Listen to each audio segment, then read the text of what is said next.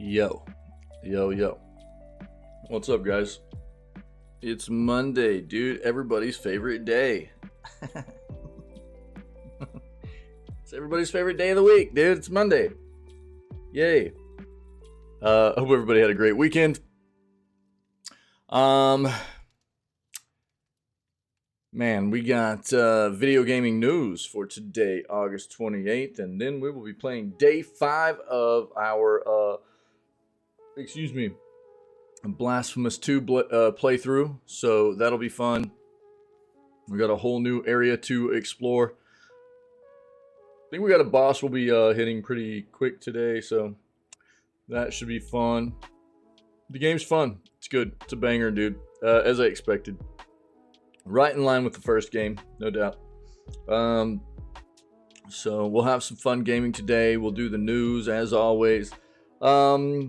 I'll keep announcing, just so everybody's aware, that this week's going to be a bit wonky because I'm taking a little bit of time off this weekend to spend some time doing some things, end of summer kind of stuff with the family. So the stream will be down Saturday, Sunday, and the following Monday. And Friday won't be a full day stream either. It'll be probably more like a 5.5, 6 hour stream, something like that.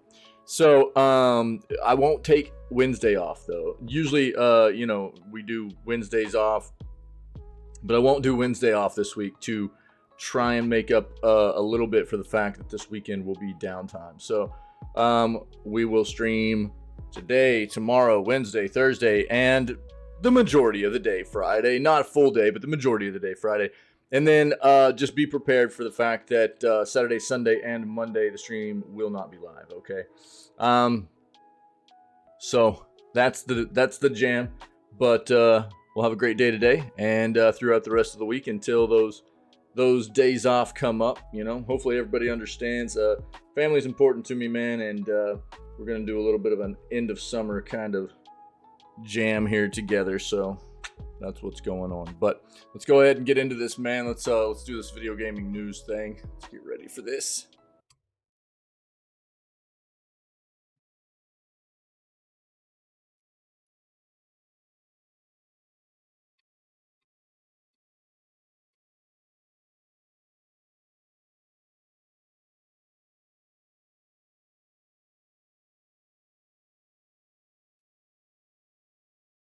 Cool, man. I think that's the jam. Yeah. All right, let's go. Here we go.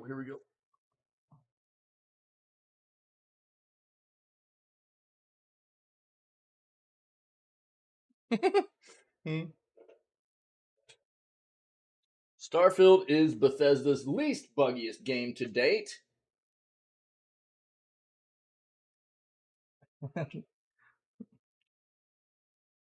That still doesn't mean it doesn't have plenty of Bethesda in it. You know what I mean? We'll see. We'll see. Yeah.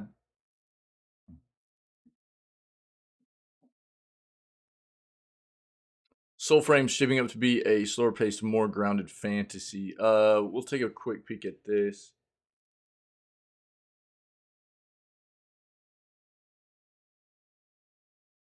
Yo, what up, Davey? What's going on, buddy? Oh, what it do, bro?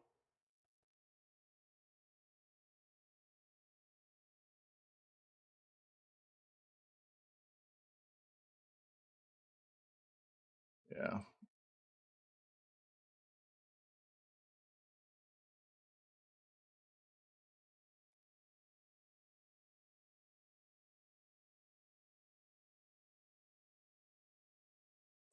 Yep, this is Starfield week, dude.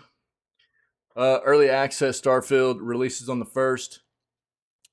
And if you didn't know, for console, you should be shooting for roughly... The game's requiring about 125 roughly gigs of free space. You should be shooting for probably about 10 gigs over that, in my opinion. So roughly 135 to 140 gigs of free space. On PC, it's more. You should probably be shooting for I don't know, 150 gigs of free space, something like that, just to have a little bit of a buffer uh, above what they're actually requiring. But yeah, early access starts on the 1st. There's already been a lot of leaked information. There's been an individual been arrested on multiple felony counts for stealing copies of this game and leaking information about it, stuff like that. So, if you're not wanting to be spoiled, stay away from information out there about this game because it's all over the place already. Ah, yes, yes, yeah. Hyberheim, is that the winter place? Is that what that was? The winter place, is that right?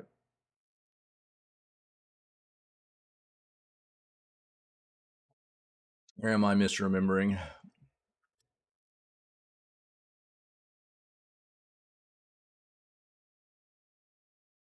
Yeah, yeah. Okay, yeah, yeah.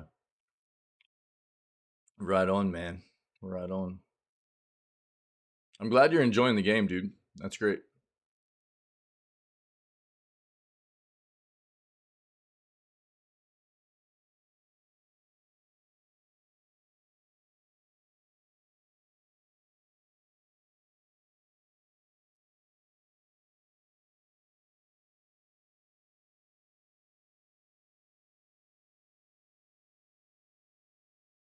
Ontotes, merging nightmares and reality in gaming. Let's see what this is. Yeah. Gear 6 could be the series' first open world game. It's claimed. That's not official. Uh yeah, okay. We'll see. Speculation.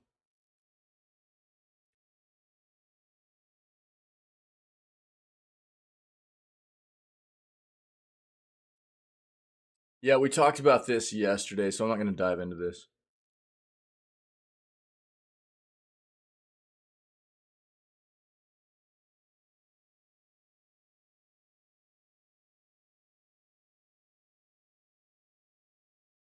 Ghost Runner 2. I want to play Ghost Runner 1. Ghost Runner 1 looks sick. Ghost Runner 2 hopefully will be just as good.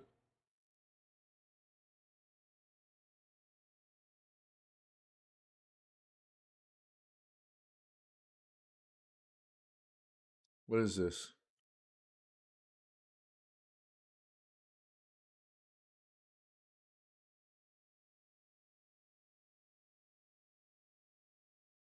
Hmm. Okay, I'll take a peek at that. In Sound Mind.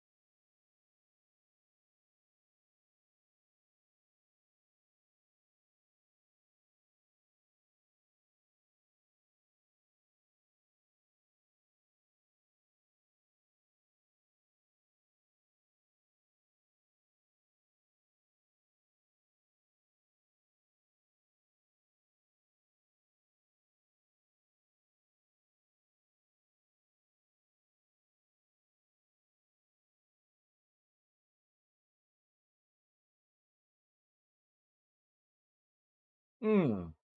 Razer's releases has released their Xbox edition of the Kishi V2 gaming controller. This is basically their controller that pops onto your phone or whatever, right? I think that's what this is.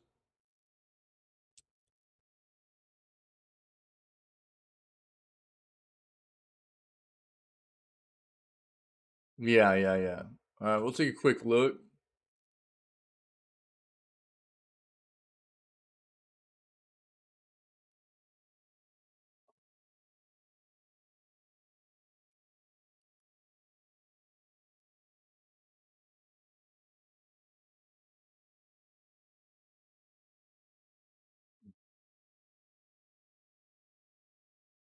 Okay. Xbox keeps going back and forth with their $1 promo stuff for Game Pass. They got rid of it, then they brought it back. Now it's gone again, dude. I don't know. I mean, there's a reason why they got rid of it right now for sure because of Starfield. They know there are a lot of people going to be buying into Game Pass right now, and they want people paying as much as possible to be into their service. So,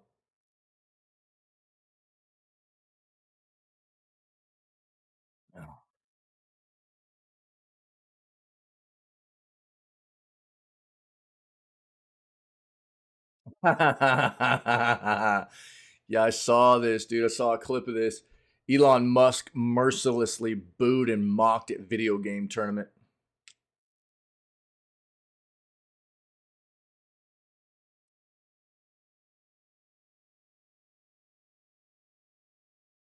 You know, it's crazy to see somebody that so many people, I think, for a long time viewed as a very intelligent, um, and not that he might not be, but viewed him as an above even normal intelligence human being that was really pushing the envelope of where he was taking us as a human, you know, the human race and stuff like that. To where now he just comes off as, I think, to most people as um, another scummy billionaire, especially one who grew up with a silver spoon in his mouth and has really ridden the coattails of other people to his fame and fortune. You know, like I mean, Tesla wasn't even his. You know, he bought Tesla off of other people. It's not like a company that he built from the ground up or anything like that. You know, his father was incredibly rich. Like what it was like emerald mines or something like that. You know what I mean? These, you know, it's not like Elon's ever and you know now the stuff that he's done with a lot of these businesses, like with Twitter. You know, it's really gross watching him just like destroy some of these businesses and stuff. And the way he's treated and the employees and the consumers and stuff like that. I don't know. So yeah, it's weird to see how much the perception of this individual has changed in such a short amount of time. I think you know.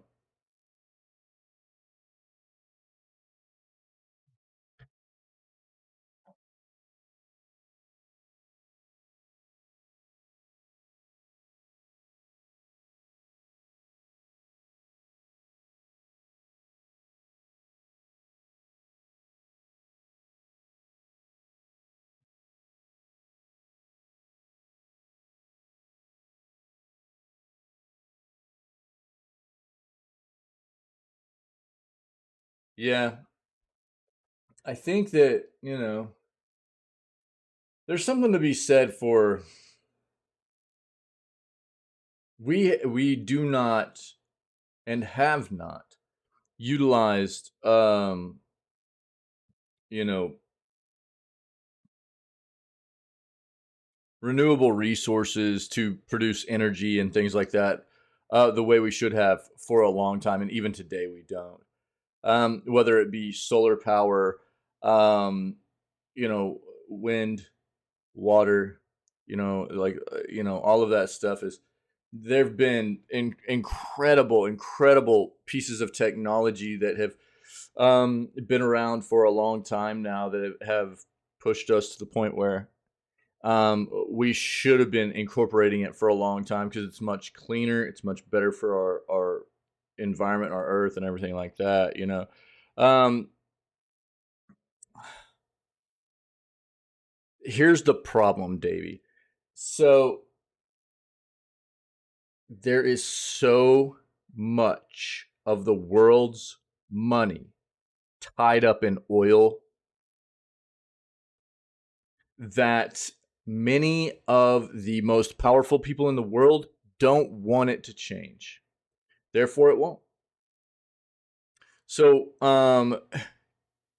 it's I mean across the world, there's so much money tied up into the oil industry across many different countries in this world, and what that would mean for the economy all the way around, world economy, and specific individuals' pocketbooks and things like that, to move away from like using things like fossil fuels for um, energy. You know what I mean? Would be for the most part very detrimental to a lot of people's businesses and the worldwide economy and stuff. It's made it very very hard for people that have introduced these amazing pieces of technology for changing into our ability to use renewable resources to actually put it into action. You know, don't think we have the resources to make every vehicle or replace every vehicle on the road with electric cars. What do you mean specifically resource wise? What are you talking about? Like not enough batteries, not good enough batteries, not good enough solar panels, not enough solar panels. I mean, what are we talking here resource wise? Because I think that you'd probably be surprised if we were at the point of where we would just be dedicated to move away from fossil fuels. I think it's absolutely possible. But I think that's the big issue though. Not wanting to move away from it.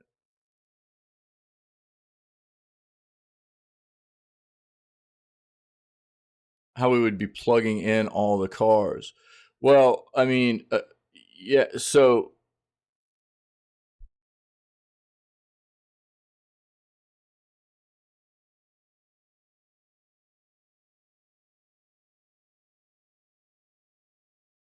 obviously, I mean, it would just take a lot of change. It would take a lot of change across the world, and a lot of it comes down to the difference between, like, obviously, um, so here's the thing. So here's the thing. There are already cars out there that have been made that generate their own electricity while they drive. So they don't even really need to be plugged in. But they might occasionally need a little bit of a top off or something like that. But there are cars out there that have been engineered by people to produce their own electricity as they're moving, just with the way the car's mechanics are built and stuff like that. So in regards to that kind of thing, but here's the problem. That doesn't make businesses money. You know what I mean? It's all a big there's just so many shenanigans in it. There's so many shenanigans. And yeah, I mean currently with the way that a lot of it is set up is battery technology. How many batteries do you need to fit into a car? Um how many miles can you get off of all of these batteries being topped off? um I think you're probably talking a little bit like the amount of time it takes to, because there's definitely things to take into consideration, right? The charge time for cars versus how little time it takes to pull up to a gas station and refuel or something like that. How far you can get on a tank of gas as opposed to a traditional tank of fossil fueled gasoline, or as opposed to how far you can get on a like roughly it's like 300 to 400 miles nowadays, I think. um, yeah, there's a lot to cover. There are a lot of ins and outs to it. The thing is, it would take a large conversion, right? But I mean, ultimately, we're well beyond the technology needed to do it. It's just not fiscally beneficial for the most powerful people in the world, which is why it's not really taking place, to be honest. I mean, it's a much better thing. This is the only world we got, man. And it's a it's a better thing. It's a more responsible way of doing things energy wise, you know. I mean, you can take, whether you talk about um cars, take it all the way up to, like, you know, the way power plants and stuff work, you know. Power plants are, there's still so many power plants out there that are just run off of um, coal and things like that. Which, I mean, you know, we've got many more um, like fields that are popping up with wind, like big wind turbines in them to produce electricity and things like that. But there have been all kinds of technology around for a long time now with hydroelectric and things like that that just aren't being put into practice the way they should be. Or the solar panels have come a long ways now too. And if we would just do things like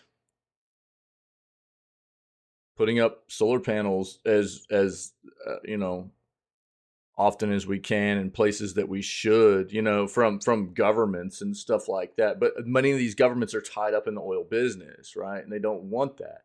They don't want us to rely on renewable energy. They want us to rely on fossil fuels because that's where they make a lot of their money. It's a rabbit hole, dude. It really is. If you research it and you look into it, it's a big rabbit hole, man. Would it take a lot of transitioning into different kinds of technologies and us having to really embrace and change over into, like, kind of what I think you're getting at? Yeah, absolutely.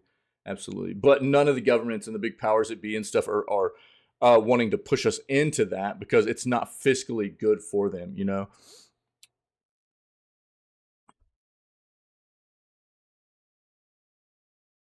Construction vehicles, delivery trucks, buses, trains, all that stuff has already been proven to be able to not need to be running on fossil fuels like it used to, man.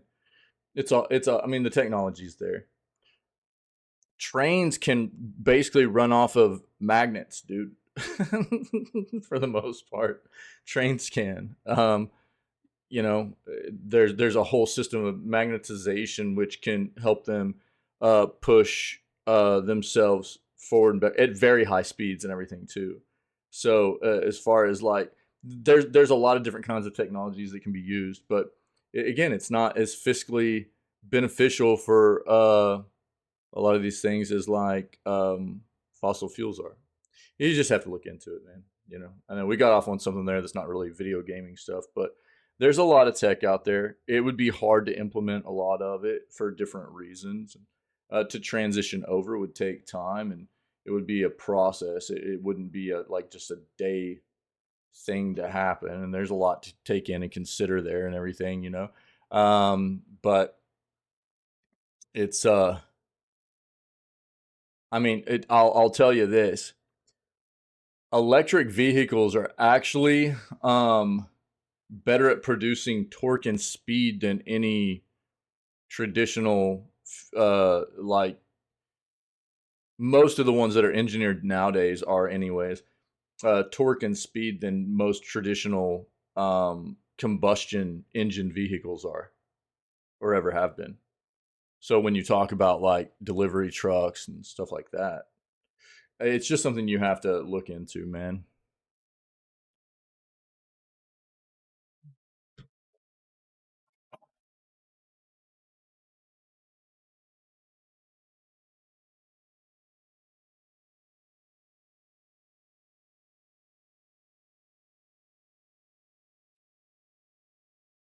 At least as far as, like, and look, it's not something that I'm, like, incredibly educated on. This is just like me spitballing from things that I've read and seen and been exposed to at this point. So from what I have been exposed to, that's what I understand about the situation, you know.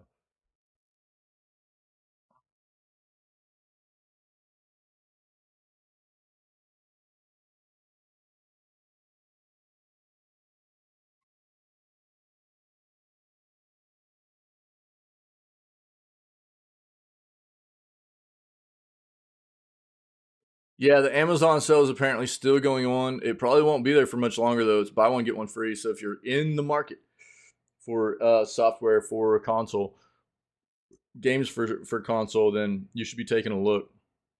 A lot of games on sale, and a lot of them are buy one get one free across all consoles. So take a look, man.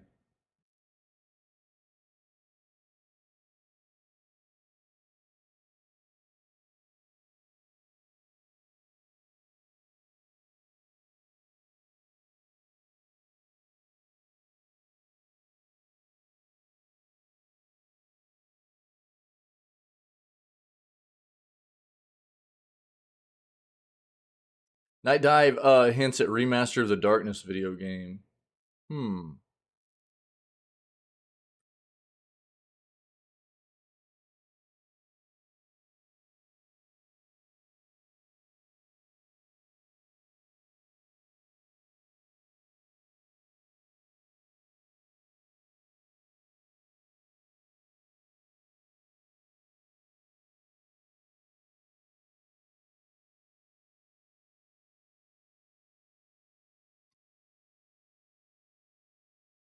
Yeah, dude. Yeah. Yeah. Yeah. So,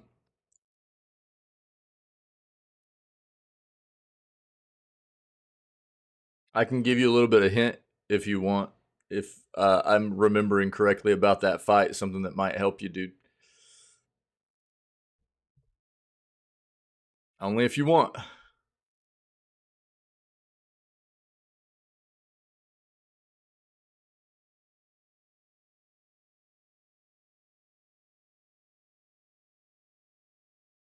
So I think if I remember correctly, you're like going into this like kind of square boxed in arena, right? That's where you're fighting him at, correct?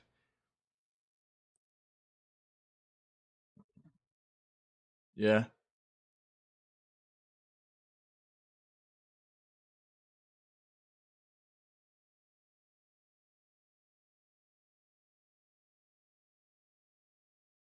Is that the fight that I'm Oh, he's standing just outside of it.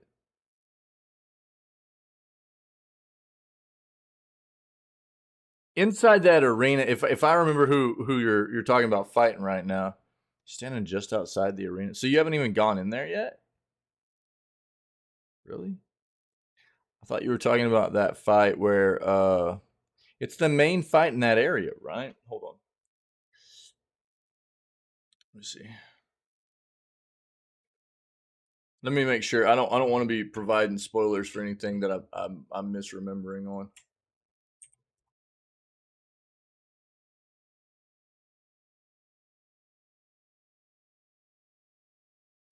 Oh. Oh yeah. Okay, my bad. Yeah. Gotcha. Yeah, I was thinking you were already inside that place. Gotcha.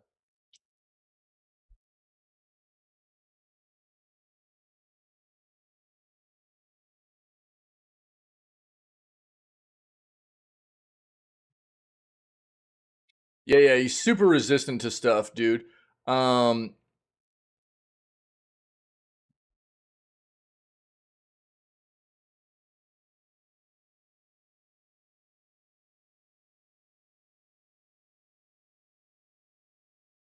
I think your best bet, man, is probably gonna be as much fire as possible, dude. Yeah, yeah, yeah, yeah. I know who you're talking about now. Yeah, yeah, yeah.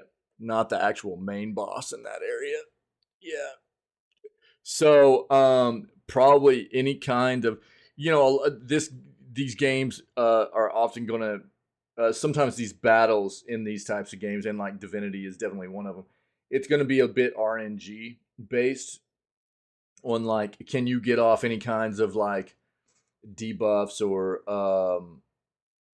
control kinds of attacks and stuff where you're able to like stun him out for a little bit or whatever. You know what I mean? But fire is also something you'll want to use on that enemy, dude. Just so you know, it's still he still resists it, but not nearly as much as some of the other elements and stuff. So if you're going for any kind of elemental damage, use fire. Just so you.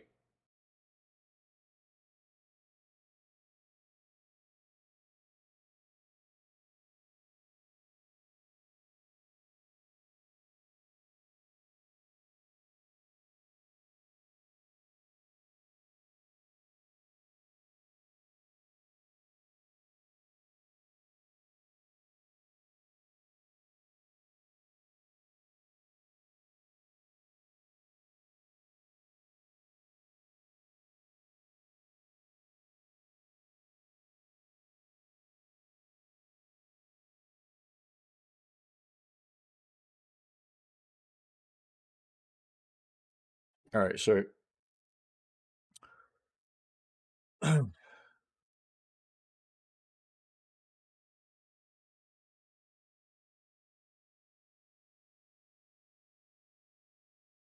Yeah, we've seen the Double Dragon stuff, dude. I'm not gonna dive into that. Yeah, dude, Armored Core's looking good. Um, I don't think I'll start playing that, dude, before I go on my vacation this weekend or my kind of hiatus from the live stream while we do our end of summer stuff with the family. Um, but I might start playing it once I get back. Might be a play. Might be a play.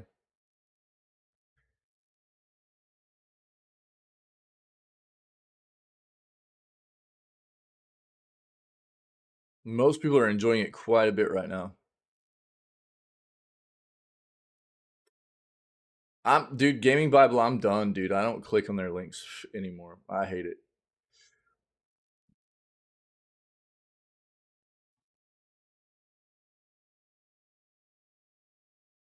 Red Dead Redemption series writer leaves Rockstar after 16 years.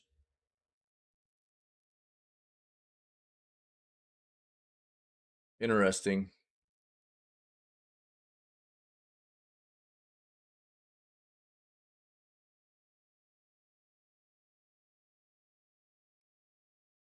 Teenage hackers leak GTA 6 footage in Rockstar Games attack. Another one, apparently.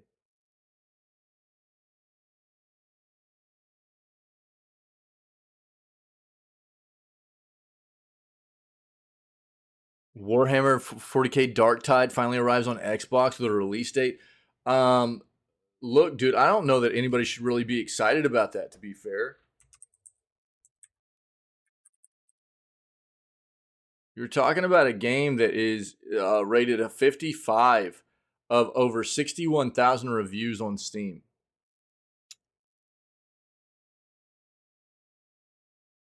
55% positive of over 61,000 reviews on Steam. And what's the Metacritic on this thing? They don't even show it on here.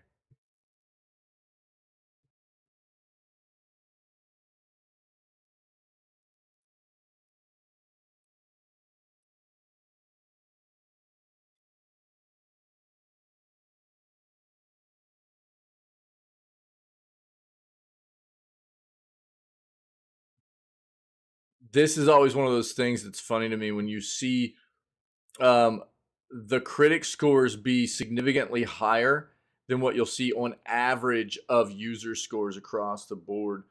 That's a weird thing to me. I'm usually going to side with the users on this, especially whenever this is much closer to what we've seen with over 61,000 consensus baseline.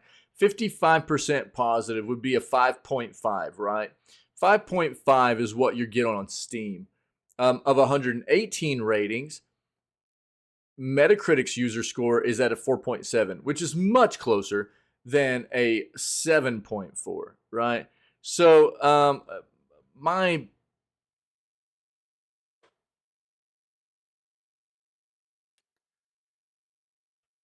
assumption here is that most people that play this game are going to be closer to like a 5 to 6 out of 10 rating than something like a 7.5 to 8 out of 10 rating, like the critics have it reviewed.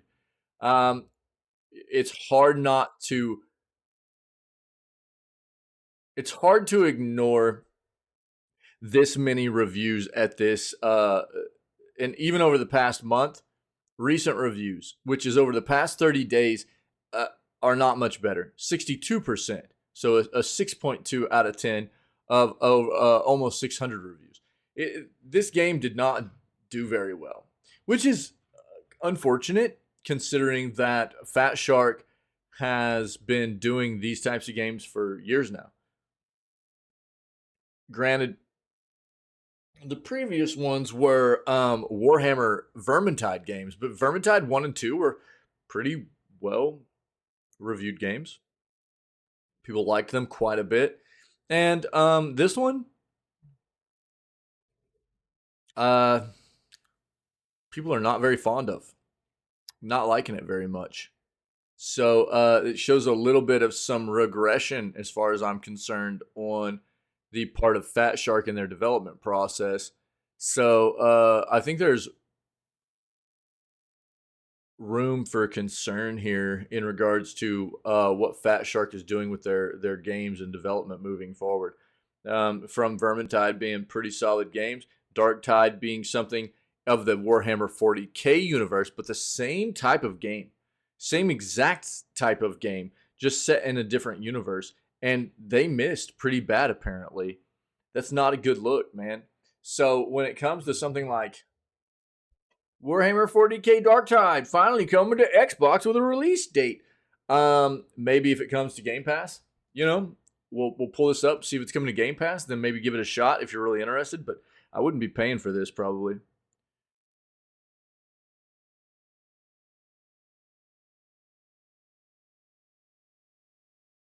Sea of Stars releases in like 2 days, right? Davey, you playing Sea of Stars, yeah?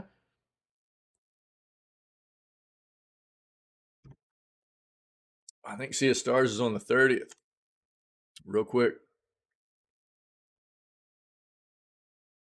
Oh, no, 29th. That's tomorrow, dude. Comes out tomorrow. Nice. Tomorrow. Sick. We'll have to take a look at the reviews for it tomorrow. Yeah, we'll take a look tomorrow. And we'll see what people are saying about Sea of Stars. Looks like a really nice modern take on old school like RPGs, man. Something like Chrono Trigger or something like that, It does look dope. I think it's garnering a decent amount of hype. Hopefully it meets those expectations, Yeah.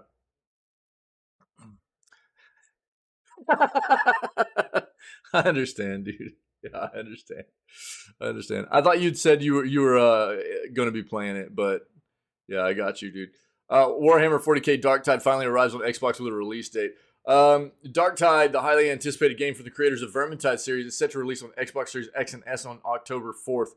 After several delays, fans can finally look forward to playing Darktide, which will also be available on Game Pass. That's what I was looking for. Okay. So Darktide has been available on PC Game Pass since November of last year, which is when it released, November of 2022.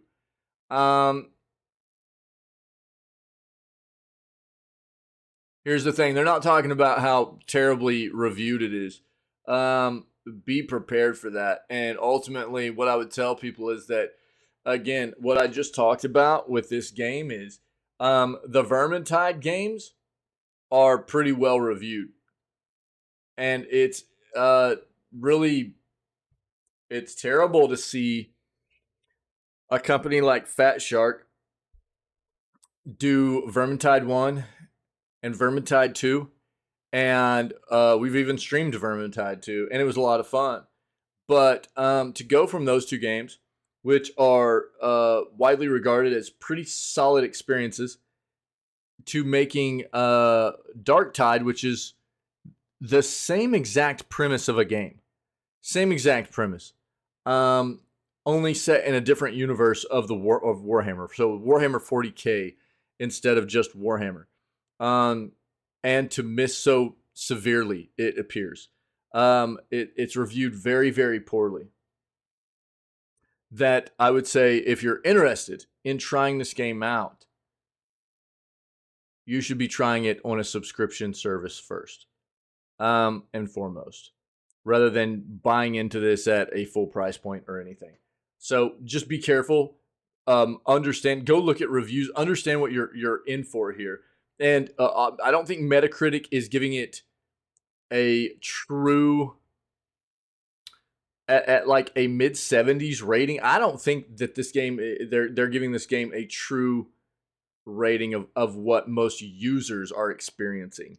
Most users are experiencing something somewhere around about a 5 out of 10, somewhere around there. Between what we've seen on Steam and what we've seen on Metacritic user ratings, somewhere about a 5 out of 10, which is not very good. So be very careful. If you're excited about trying this game, by all means, give it a shot. But maybe give it a try on a subscription service before you decide to pay retail for this game. You know what I mean? That would be my advice. Night Dive Studios hints at remaster of the Darkness video game. Night Dive, a game development company known for remastering and updating classic games, who also just got acquired by Atari, has hinted at a possible remaster or rework of the popular first-person shooter video game The Darkness. Based on the comic book of the same name, The Darkness was originally released in 2007 for Xbox 360 and PlayStation 3. The CEO of Night Dive, Stephen Kick, took to Twitter to announce The Darkness has made it onto the studio's list for a potential modern update. While no future details were provided, the news has generated excitement among fans of the original game. Developed by Starbreeze and published by 2K, The Darkness received critical acclaim for its immersive narrative and unique gameplay mechanics. Players take on the role of Jackie Estacado, a mafia hitman who gains demonic powers from an otherworldly force known as the Darkness. Although originally released for the Xbox 360 and PS3, those who own an Xbox Series X and S can now enjoy the original 360 version of The Darkness for a mere £3. A remaster or rework of The Darkness could breathe new life into the beloved game, introducing enhanced graphics, improved gameplay mechanics, and possibly even additional content. With Night Dive Studios' reputation for bringing classic games into the modern era, fans can look forward to the potential revitalization of this dark and immersive experience. Yeah, cool, man. We'll have to see. Nice. All right. Red Dead Redemption series writer leaves Rockstar after 16 years. I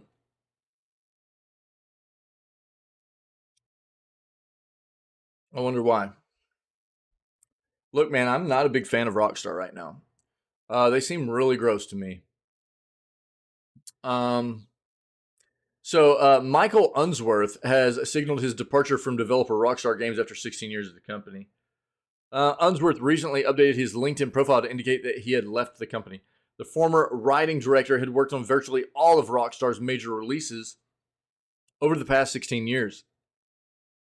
Notably, he's one of only 3 writers credited for both Red Dead Redemption Games' stories, alongside Rockstar co-founder Dan Houser. Unsworth is also credited for dialogue writing in Grand Theft Auto 5 and 4, Max Payne 3, L.A. Noire, Midnight Club Los Angeles, and more. Rockstar Games, which is now in its 24th year of operation, has seen several high-profile departures in recent years. In 2020, veteran Grand Theft Auto writer and producer Laszlo Jones left the company. Jones had worked on the series for nearly 20 years, best known for producing the dialogue for the series' characters and satirical radio stations, as well as appearing as the host of GTA 5's Chattersphere and Fame or Shame. Oh, nice. There you go, Davey. Yeah, sick, dude. Awesome. Dan Houser, Rockstar's creative lead of more than 20 years, left the studio in the same year. In 2016, influential Rockstar North president Leslie Benzies also departed. Rockstar Games' parent company, Take-Two, played down the impact of Houser's departure in February of 2020, insisting that things couldn't be better at the Grand Theft Auto studio. Rockstar's owner has recently forecast a sharp jump in sales during its next fiscal year, beginning in April of 2024, driven by the release of several groundbreaking titles, leading to speculation that GTA 6 could be released during this period.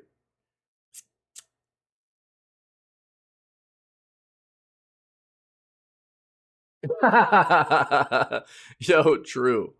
Thanks. I think we already passed that though, dude. I think we passed that. When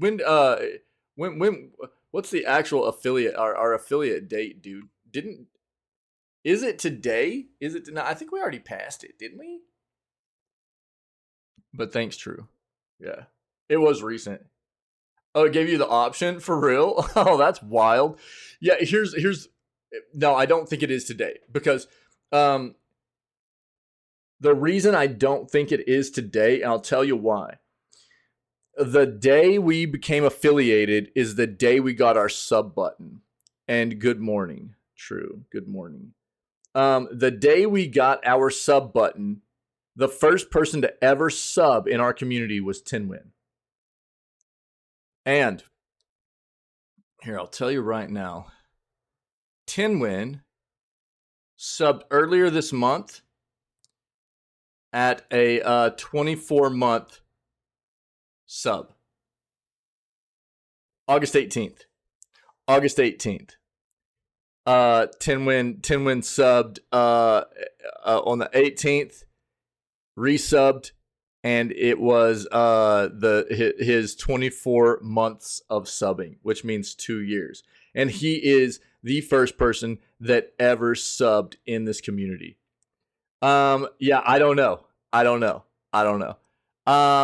It depends. It could be weird. It could be you Twitch could be right. Let me see something real quick. Let me see something. I might be able to check it.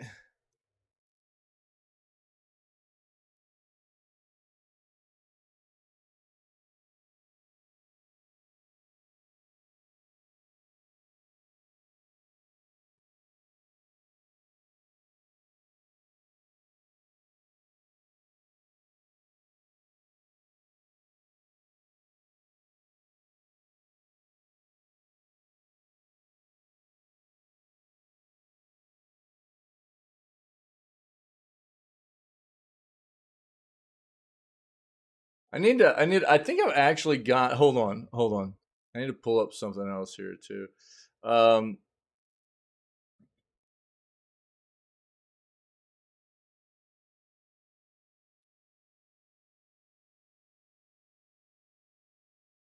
When is this?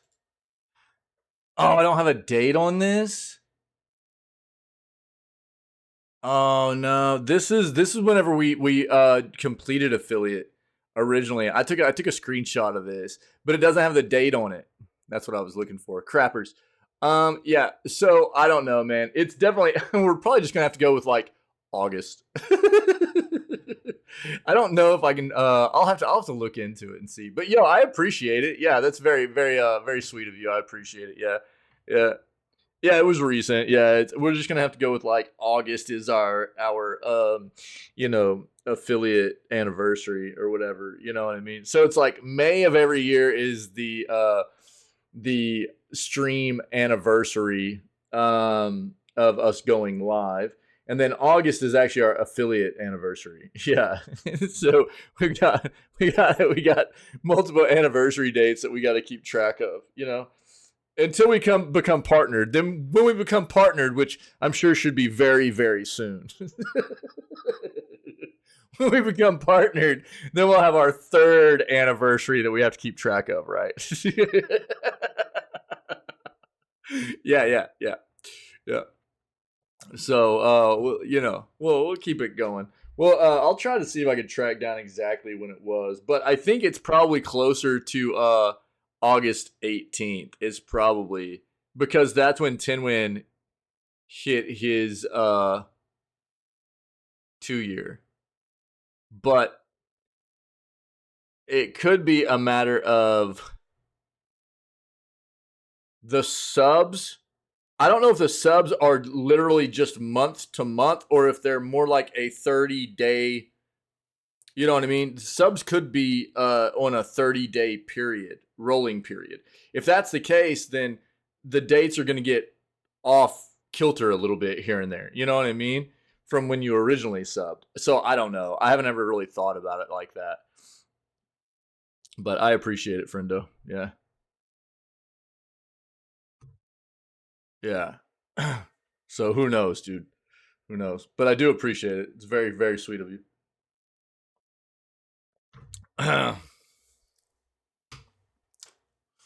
All right, man. Yeah, so I'm in this picture and I love it.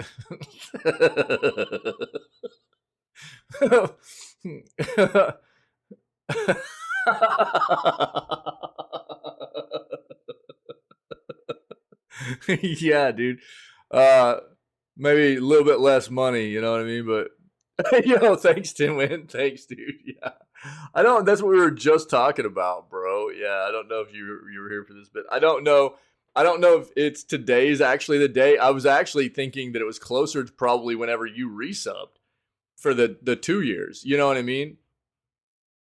I think it's probably closer to your resub, dude. But thanks, buddy. Yeah. So, look, here's another one of the original Rockstar guys that is gone now, dude. So if it wasn't enough to just take a look at what Rockstar has become, and if it wasn't enough of a turnoff seeing the things they're doing, such as like releasing a 13-year-old game as a port to Switch and PS4 for $50, whenever a $50 price tag should be something in between like a remaster and a remake. Things like that. If that wasn't enough to turn you off, dude, there are all kinds of people that were originally part of this company that are gone. Is that an indicator that we should be paying attention to? Probably. You know, after Take Two bought out Rockstar, acquired Rockstar, a lot of the old original people that were part of Rockstar started leaving. And here's another one, dude. So now Michael Unsworth, one of the main writers for many of their more notable games, is also gone.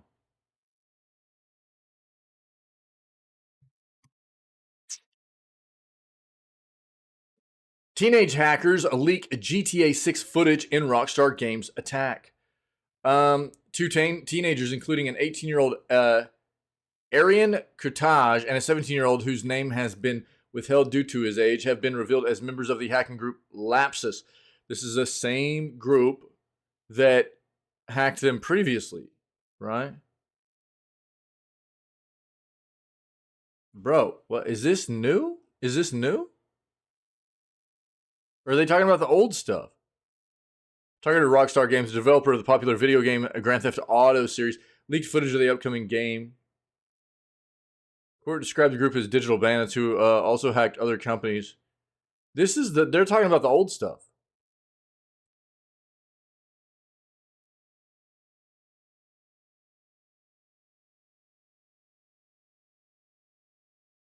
Wait, what?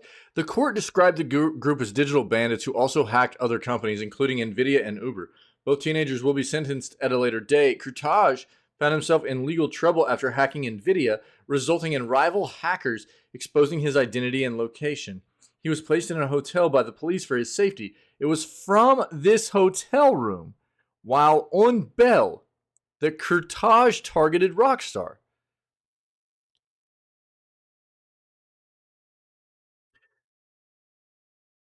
Kurtage was caught by the City of London police, who found his hacking tools, including an Amazon Fire Stick in the hotel TV, a smartphone, keyboard, and mouse during a search of his room. One of the most audacious hacks involved infiltrating Rockstar's messaging service, Slack, where he posted, "I am not a Rockstar employee, I am an attacker." This intrusion led to the leak of close to 100 videos of GTA 6. They are talking about the previous stuff, though.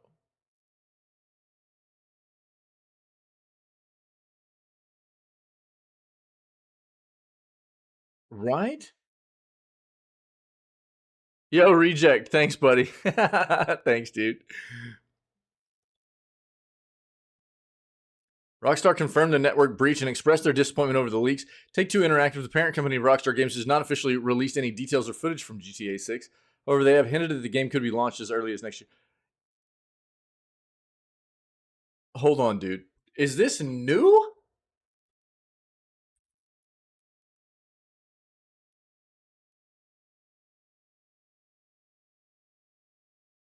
Bro, it is new.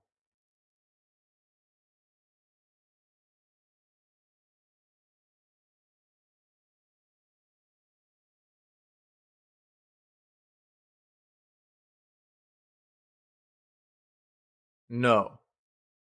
There's too many. There's so much of this that sounds just like the stuff that happened previously. Oh, so these are just new details about it. This is a very badly. This makes it sound like it's another iteration of the same kind of hack, but these are new details about the hack that happened previously. Right. Dude, that's crazy. This kid was already being kind of held and then did this. Now, here's what we also know about this situation, though, right?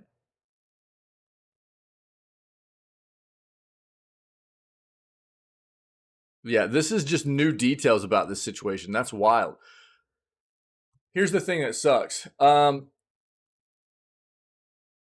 If you hadn't heard this, you can hack with Amazon Fire Stick.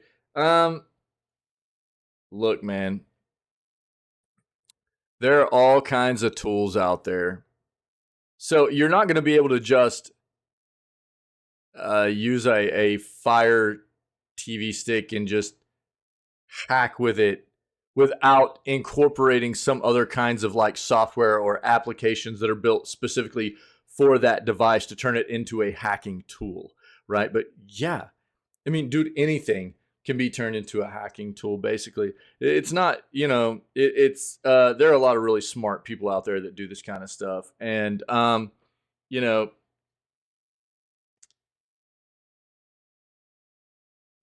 it's obviously a really nice, really intuitive, easy to use, small form factor device that basically gives you a lot of different abilities by just being able to plug it into like a TV or whatever. You know what I mean? So, sure, I guess, I mean, I'm not real familiar with it, but uh yeah. Yeah, I know. Yeah, I know. Yeah, I mean, he obviously was using it. Yeah. Yeah, but that's what I'm getting at. I mean, like, you just thought it sounded funny? Yeah, I mean, um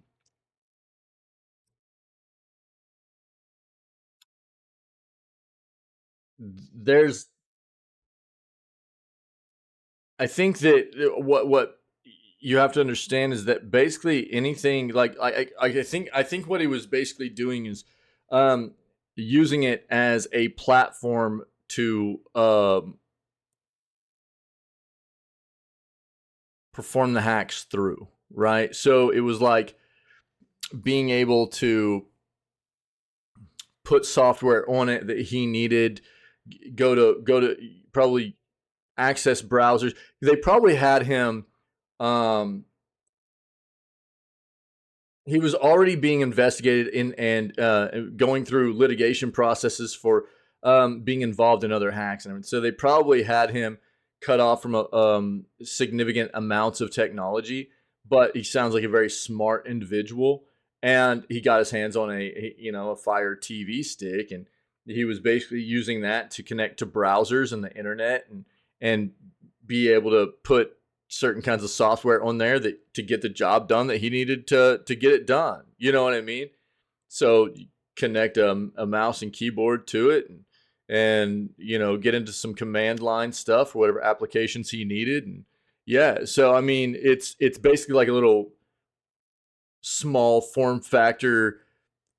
It's not necessarily like a PC per se, but it is a hardware device that allows you to put like software applications, things like that on, and allows you to interact with it and potentially get that job done, I guess. You know what I mean? So obviously he used it as his device to get the Rockstar hack done, which is wild. I agree, but when you think about it, really, I mean, I guess it's not all that crazy, you know, because of what it does. I mean, I think that's the thing that people have to understand nowadays is that even really small devices like that have become very, very powerful in what you can do with them. It's not the way things used to be. It's not a lot of the devices, our technology, mobile technology, small form factor technology has become so incredibly powerful that it just gives you the ability to get a lot done with it. And so, I mean, this is obviously pretty interesting and wild. I don't think anybody probably figured that this was the case. This is the first I've heard of it. That's why I was like kind of blown away here. I was like, wait, is this like new or is this just details about the old stuff, right? Um, so I think this is the thing. If you didn't know, they're trying to say that this individual is not mentally fit to stand trial for these charges. Now, if you hadn't heard that, And I don't understand how that can be the case. I don't really get that. How can an individual that has performed these kinds of actions, knew what they were doing in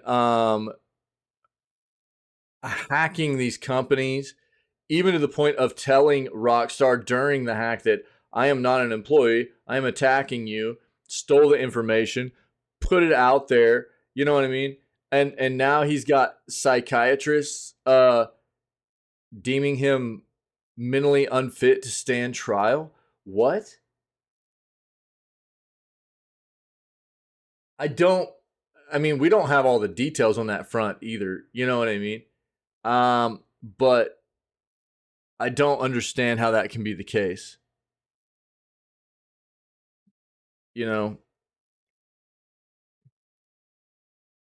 I don't know how somebody can go through this numerous different iterations of hacking these companies and now just because you're a smart individual doesn't mean that you're also potentially um, off kilter in the head a little bit. You know what I mean? There have been plenty of very, very smart individuals in the history of man that are also what people would consider to be mentally unfit, right? So let's be very clear on that front. But I think it's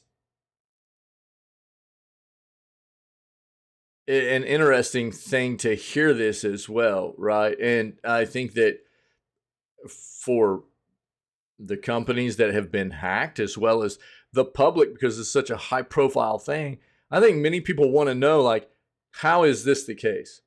How has this individual gone through this process of doing all this stuff and now is being deemed mentally unfit to stand trial by psychiatrists?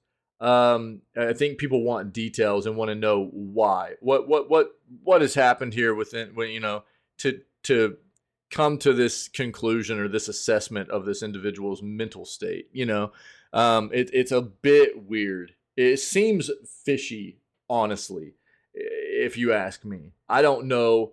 I would like to know. I think a lot of us would. It's kind of odd, man. But I don't. This is new stuff, dude. No, I don't think anybody knew that he was already being held and having charges pressed upon for previous hacks. People knew that he had been found to have been part of previous hacks, but I don't think people knew that he was already determined to have been part of these hacks whenever he conducted the Rockstar hack and was being held for them. That's wild, dude. That's pretty crazy. Um, Razer releases Xbox edition of Kishi V2 Pro mobile gaming controller. So this is just the Xbox version of their Kishi. It basically is like a controller that snaps onto your mobile device. So Razer launched the Xbox edition of its popular mobile gaming controller, the Kishi V2 Pro. This new version features a white design that closely resembles an Xbox controller with an Xbox button on the right side. It also introduces HyperSense haptic feedback for a more immersive gaming experience. In addition, the updated software integrates seamlessly with Xbox Game Pass. It's available for both Android and iPhone devices, designed for remote play and cloud gaming on Xbox, including titles accessible through an Xbox Game Pass Ultimate subscription. Customers who purchase the controller will get a whole 1 month of Xbox Game Pass Ultimate. Holy moly. The enhancements made to the Kishi V2 Pro Xbox Edition are not just cosmetic. The upgrade software has allowed for better compatibility with Game Pass, and the haptic feedback has been optimized for AAA Xbox titles. I mean, I guess the glass is half full there. At least you get a month of it, right? The Kishi V2 Pro Xbox Edition is priced at $120 and it's currently available for purchase on Amazon and the Razer website. Look, dude, I think Razer stuff is overpriced. I always have.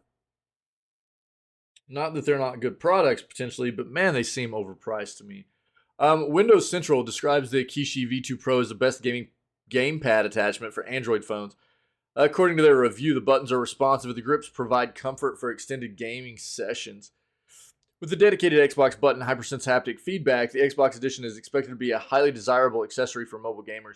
I think the reason I feel like that is because I've heard a lot of people talk about how, I've seen a lot of reviews as well about how Razer stuff doesn't last very long. And then I've had other people in the community tell me that their Razer stuff's been just fine. So I don't know really how to feel about it, But let's look this up real quick.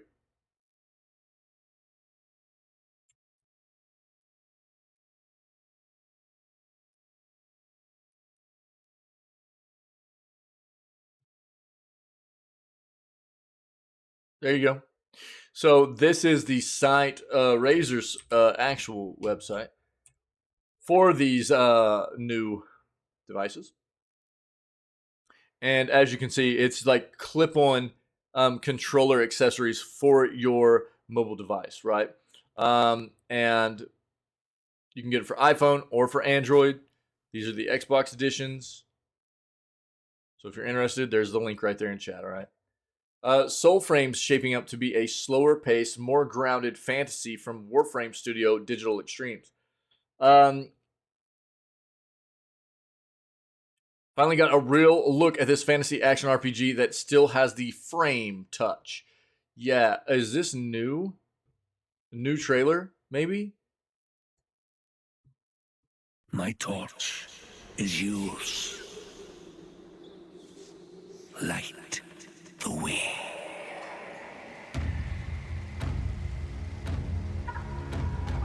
Rivers give trees their light, trees that sees fairy side. I got the yawns today, dude.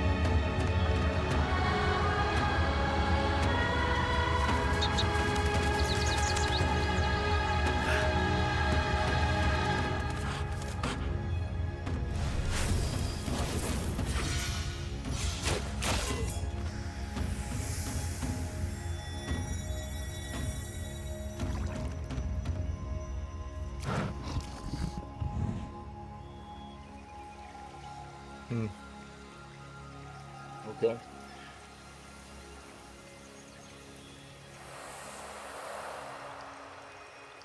Yeah. So this is the Digital Extremes is the company developing this, the same company behind Warframe, if you didn't know. And we've known this has been in development for a while. It's been kind of hush on that front, and we got news yesterday that Warframe is finally getting cross play, as well as their cross progression, right? So we finally got an extended look at Soulframe. I wouldn't call that an extended look. Upcoming fantasy action RPG from Warframe developers Digital Extremes. This weekend's TennoCon saw a short gameplay spotlight trailer, what we just watched, and a 30-minute extended reveal of gameplay and character options below. Oh! Yo, we might watch this.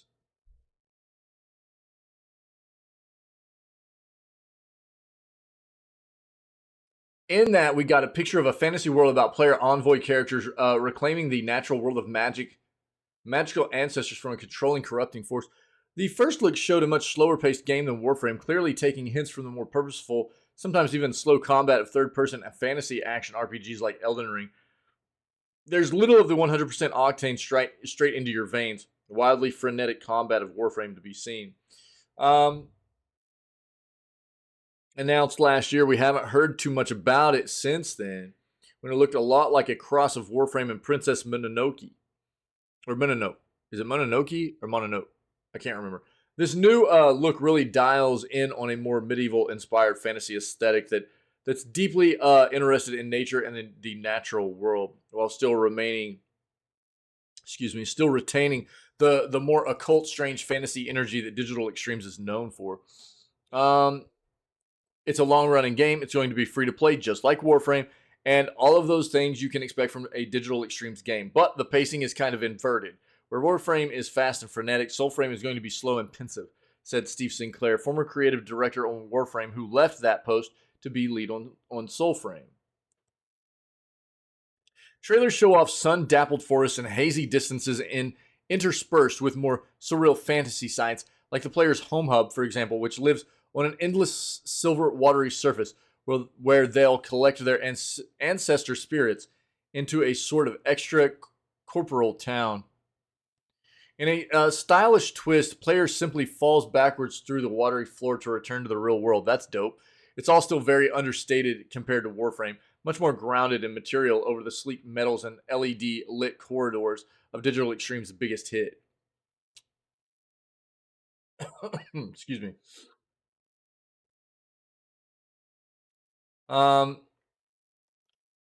Given its name, there's also the frame connection, where you sign magical pacts with the ancestors to gain their power to fight the invading Ode forces. Those will be your swappable skill sets to go along with your swappable weapons and the like. For my part, I didn't have huge expectations of Soulframe. This presentation changed that. While I'm always quite wary of a free-to-play model's disrespect for your time and money, the world and gameplay style presented here might be enough to get me properly invested after all.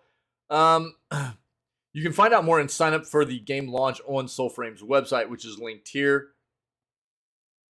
No release date yet. Best guesses think it'll come late next year.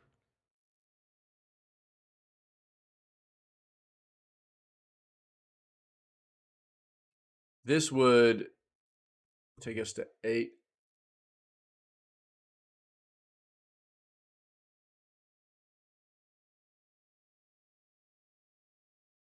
Yeah, let's take a peek at this, man. See what we got here.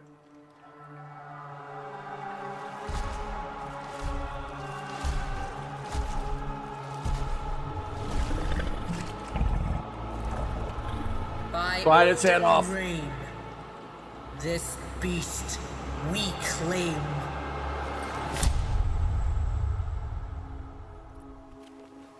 The stag looked like something out of Donnie Darko, dude.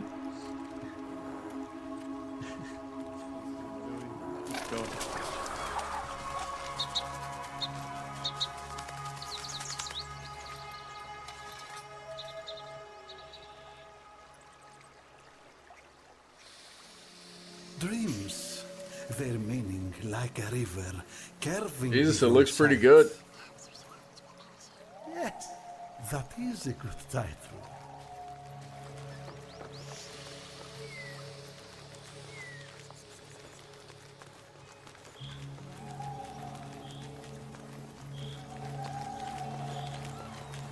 Turn it up, Dean. This is volume level for ants.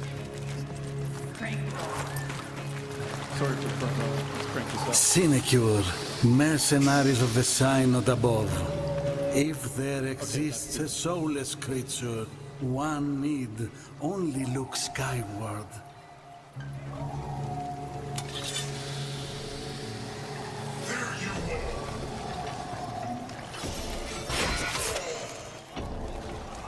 That was pretty dope.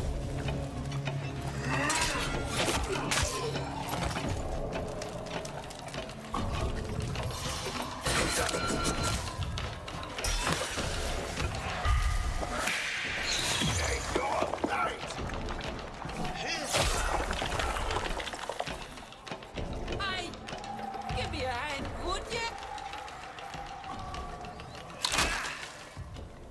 It's it. Oh, by Sans Zeus. We waited to get that out for days. Oh.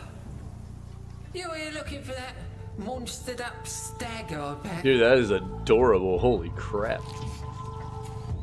Oh, nothing really.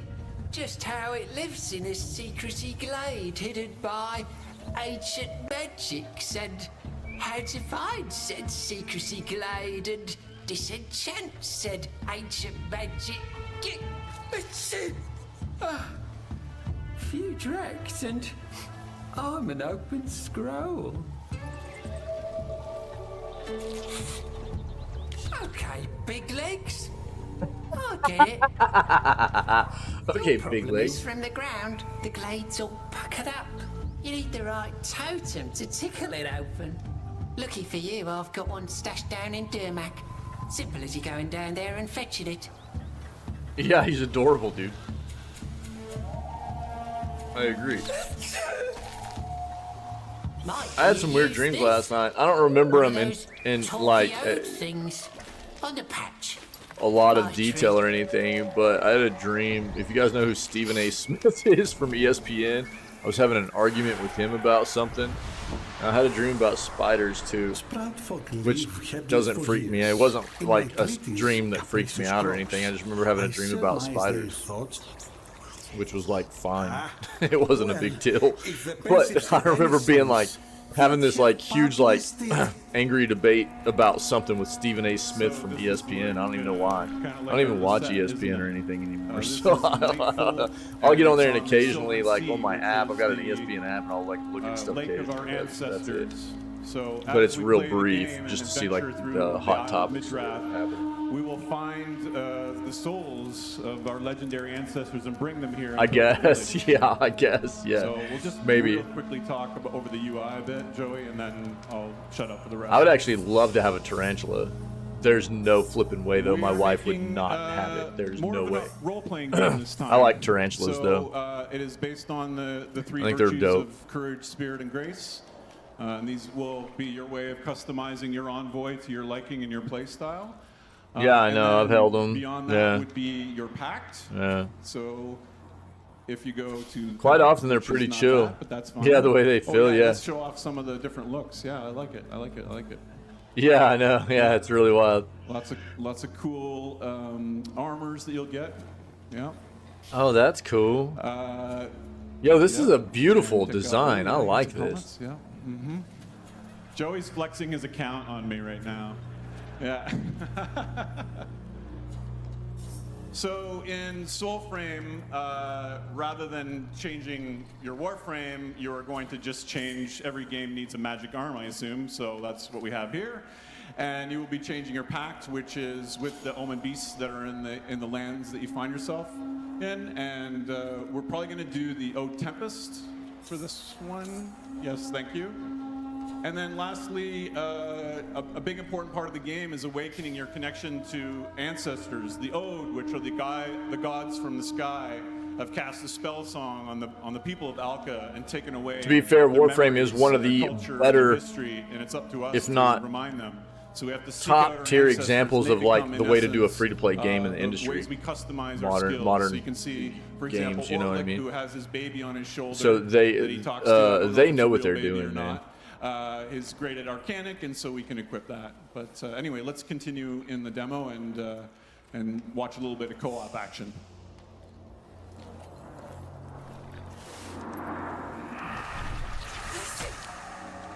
There'll be a little procedural dungeon here. Dude, that little guy is cute. Here go! Synod. I'm crowing so much in this game. Come moonrise. You may send your collector.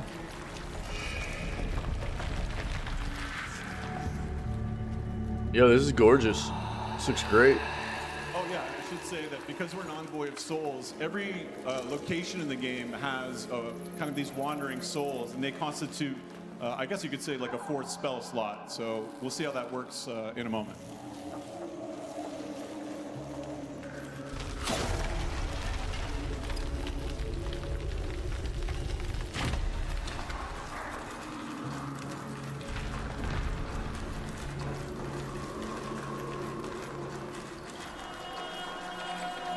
A relic of pre-Odin wars.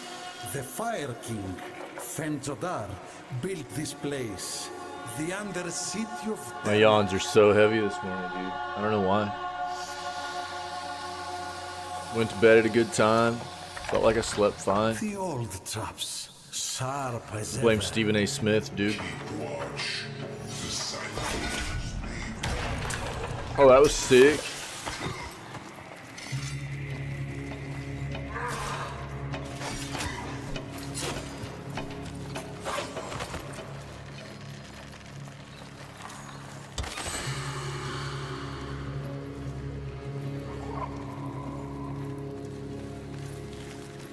I need like a gallon of coffee today. I need like extra. I'm gonna tweet at Stephen A. Smith and be like, bruh, it's your fault that I'm so tired today. Like, who is this fool?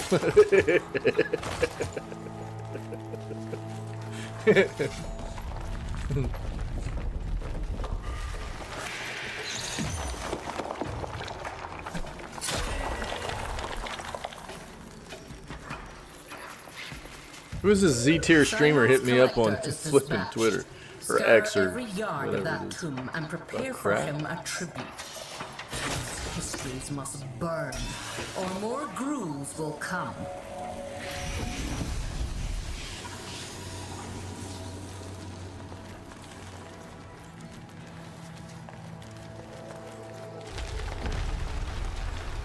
Yeah, who's this bro dreaming about me?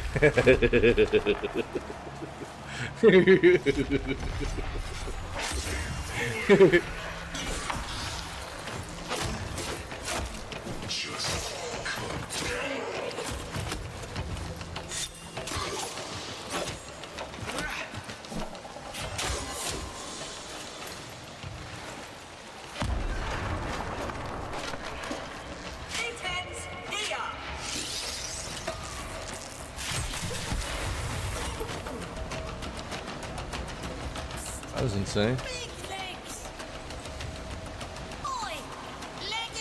Oh, yo, yo. You shake weight jam.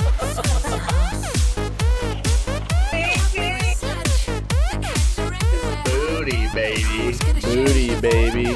Pretty funny, Gabs. Just up ahead and left. You can't What up, miss DZA? it. That's it. Or was it right? What's going on, buddy?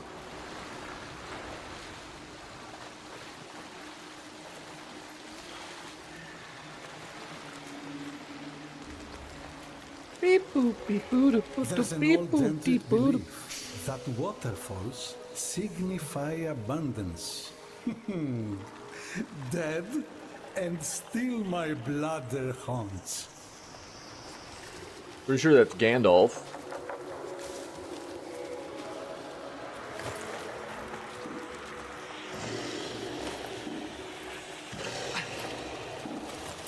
What is that, dude? I like how there's actually a meter for your sword throw. Like you have to time it right.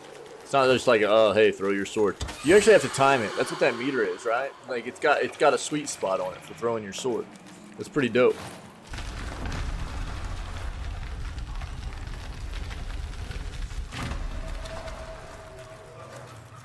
Yo, free to play game, man. We're gonna play this when it comes out. So, hey, get ready.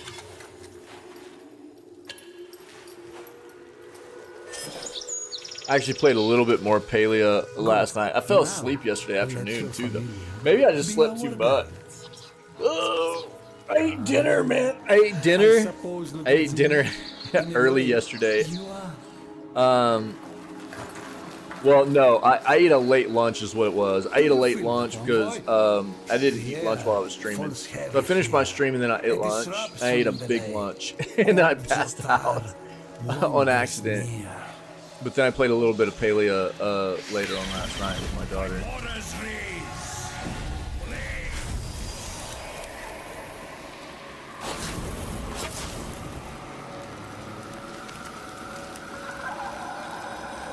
There's gruel among you. It's a cool little game. It's really chill. Sky wield of his tribute is lightened. It's cute.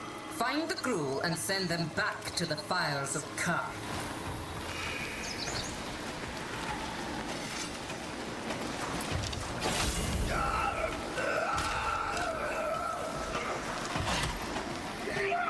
Nick, this is Sparta, dude. You can't do that. This is Sparta.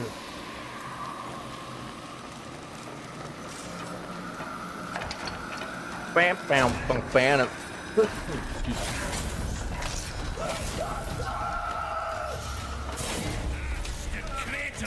Excuse me. Good.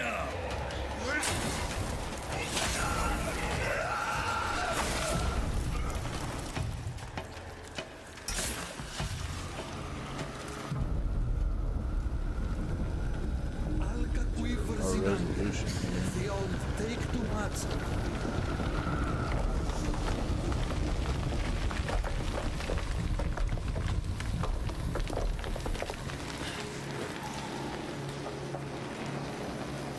Wonder what would happen if he didn't jump those rocks. I want to know. Would he have just like phased through them? Or would they have actually blocked his way? Or would he have automatically stepped over them? You know what I mean? Like on and over 'em. To feel the flames of Mora true, her arms entwined in sapphire blue, Those are the kinds of details I want to see. but I cannot.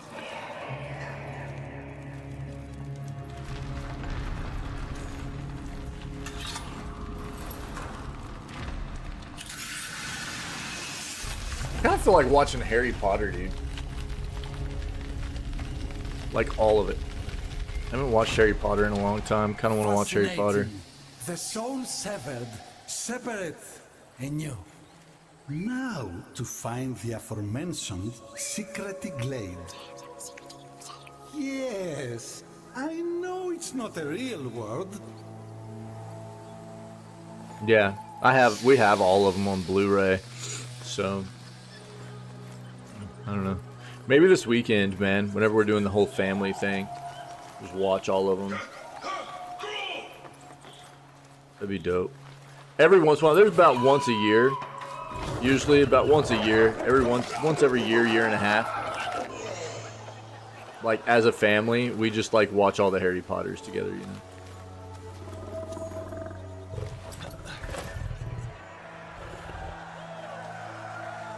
Oh my god. Are you kidding me? That's Fenrir, dude. That's Fenrir. That is so dope.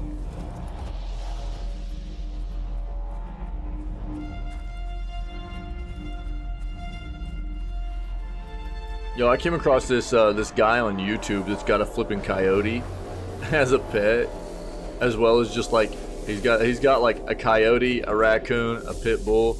It was like he's just got these like wild animals as pets and everything. It's so sick, dude. Make your preparations.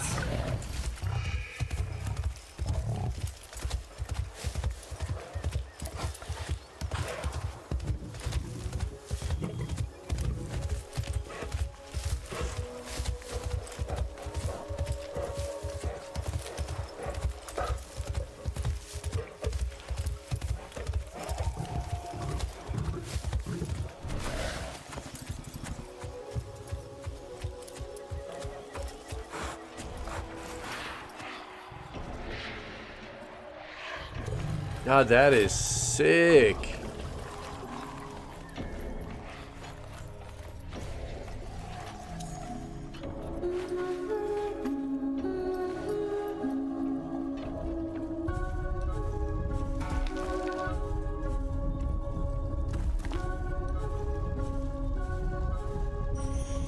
Nice, dude. Bro, this is looking dope.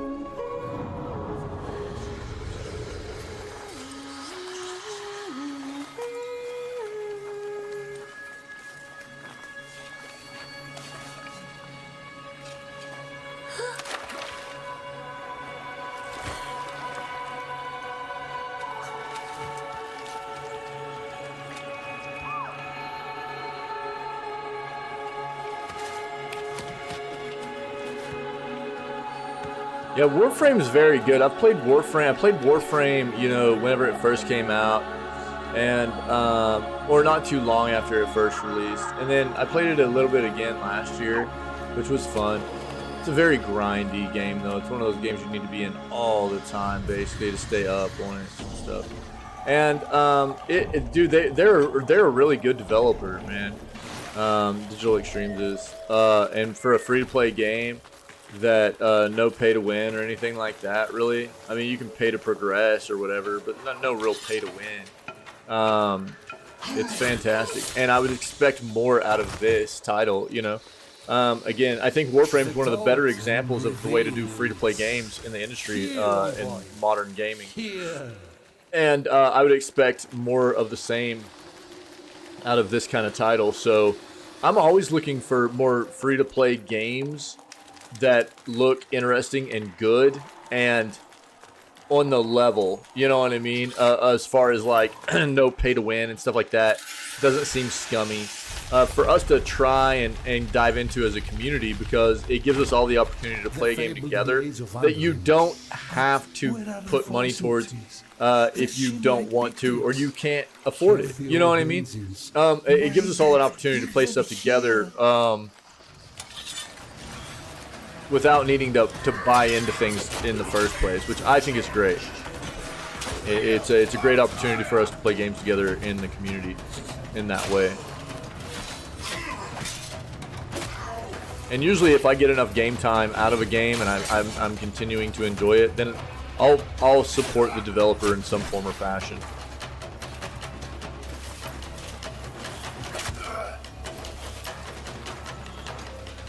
This game looks sick right now. I like this.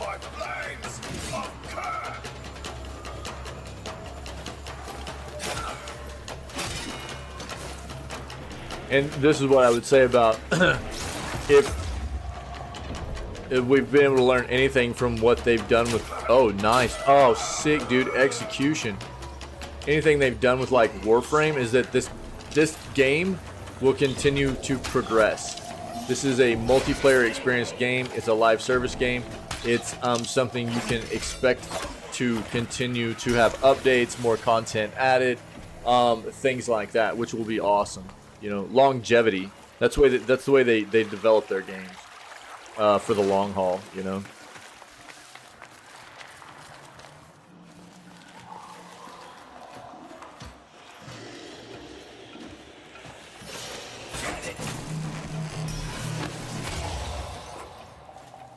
Dope. Looks very good.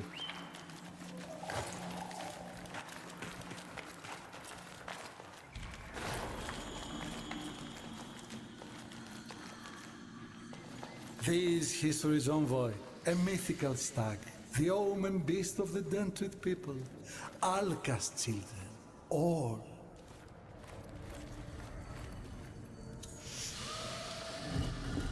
Oh, it's puzzle time. Oh, it's puzzle time. We love our puzzles. Symbolic herd? See you any magics that might offer a clue? Huh?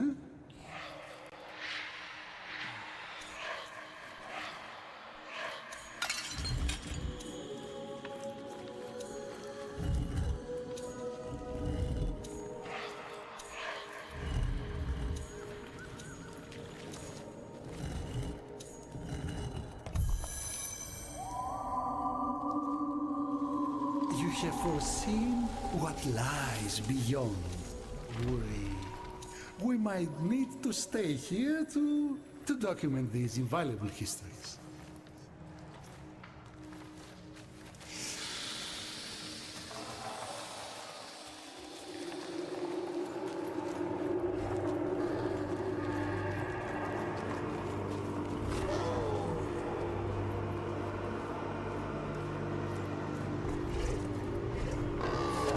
I think you find a Treyu out here. There. You're soon to be one of us. Bro, tell me that doesn't look like something off of Donnie Darko right there. Jesus. Traitor. Obviously, like a stag instead of like a rabbit, but it's very Donnie Darko looking. Fine. Let your fates be intertwined.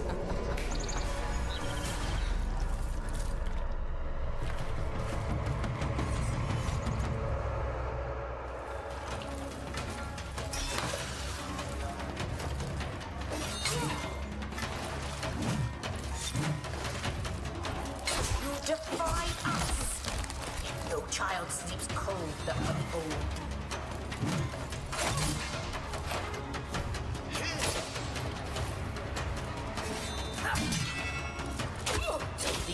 Get parried, fool. Every heart. Stay. That seems bad. They did that on purpose, like they wanted you to see getting hit by that. It looked like. Wait, what?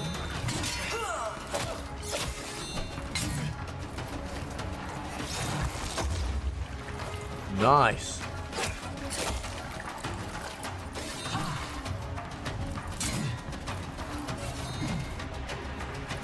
Ode brought abundance. Would you deprive us? Stop.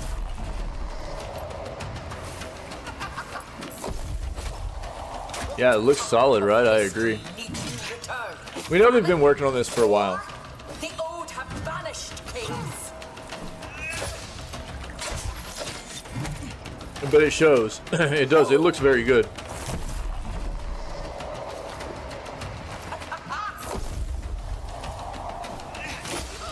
That spell from a boss like this, you want that spell to proc a little bit faster. It feels really slow. What are you doing? It's too easy.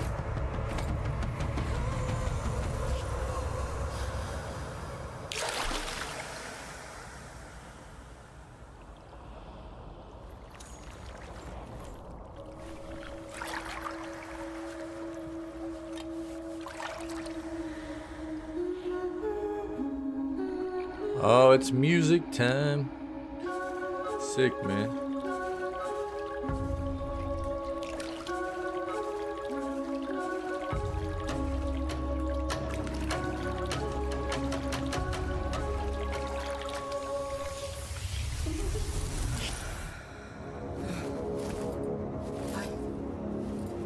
I know this song.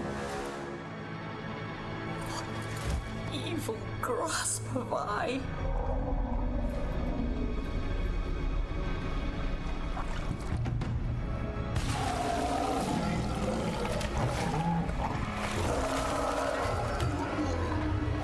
Yikers, dude. Oh, so that's just like the beginning of the fight, dude. Interesting. Oh, that's dope. I like it, dude.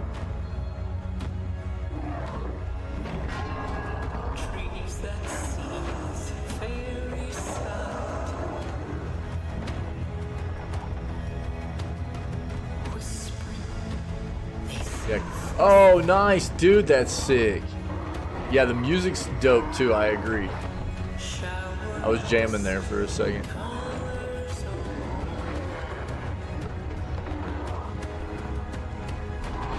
Ouchers. So obvious. Oh yeah. So bottom right. It's hard to see for you guys. But bottom right showing like health bar and stuff.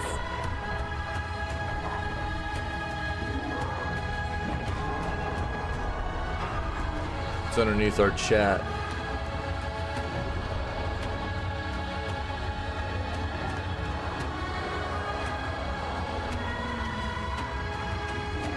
Yeah.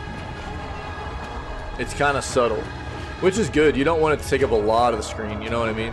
But at the same time, you want it somewhere that's easily to be viewable in your peripheral of not having to like look away at what you're trying to do in the game and everything too.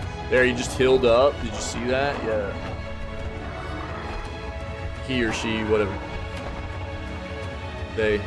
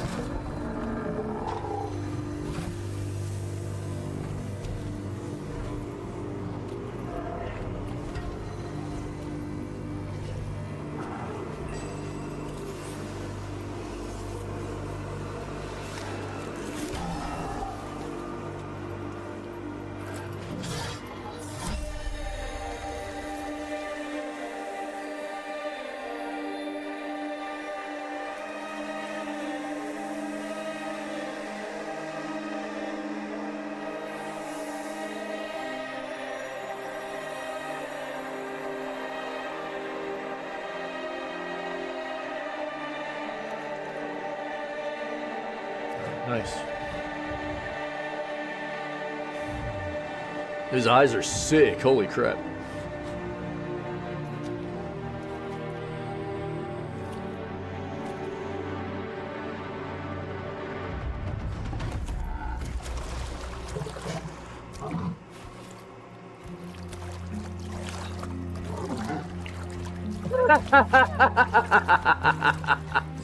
That's the thing she get, you know what I mean?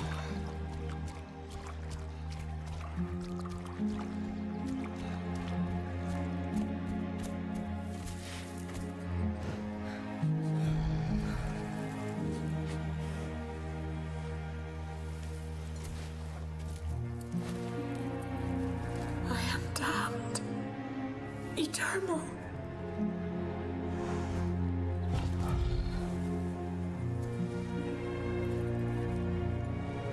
Karen.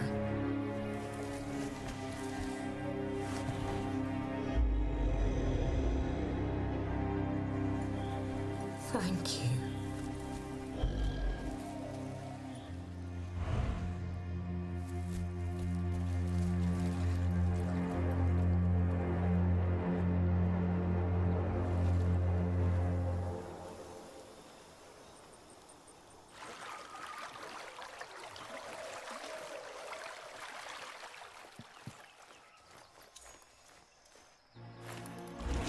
You. I do not know you. You look like the Clegs who skinned my lovers, who brined my rivers, who smeared their metal bowels on every wind.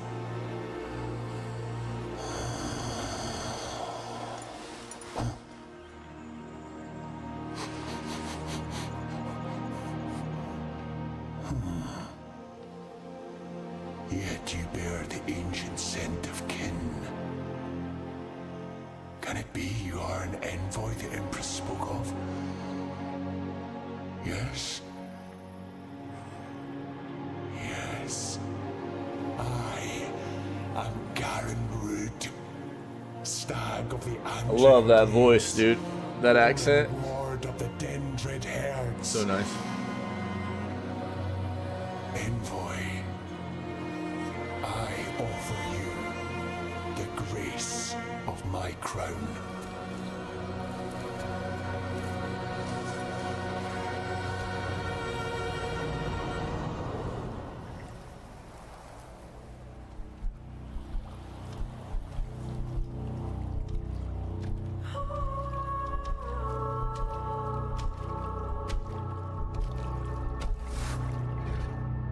Also a new weapon. Did you see it? I think that's a new weapon. Yeah, it looked like an antler almost. Yo, random emote time. Ah, and it's hey guys. Nice. Or is it hey or is it bye? Yeah, it's hey guys.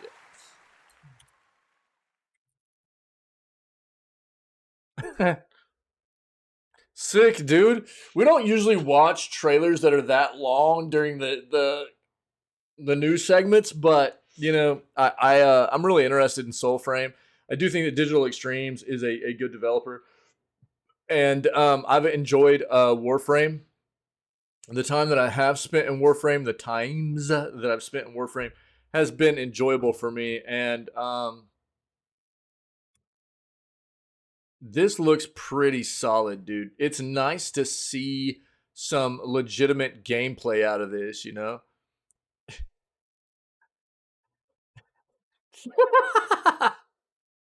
Yeah.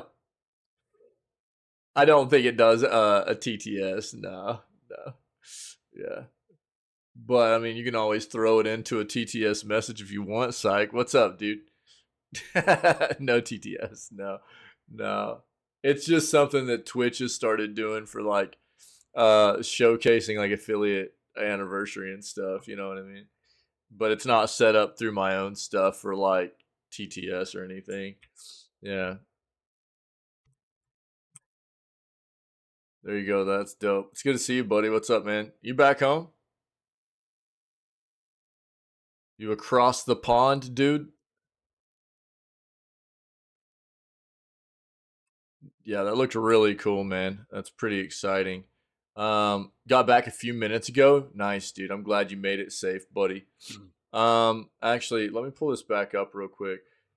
Just to reiterate, on Soulframe's website, you can sign up. You can go ahead and sign up for the game's launch right now. Now, again, we're probably looking at like roughly a year from now until the game will launch, somewhere give or take a little bit. You know what I mean? So it's not coming real soon. But as you can see, I mean, they've come a long ways with this game. We're getting a pretty good, nice chunk of gameplay, and it's they're probably getting pretty close here to just polishing up the game and getting ready for launch and everything like that. So it's a little bit of ways away, but they're definitely getting to the final stages of development here. So There's the link to the website to register for it and everything. That's right there in chat. Okay. Yeah, it looks dope. I agree. True. Yeah.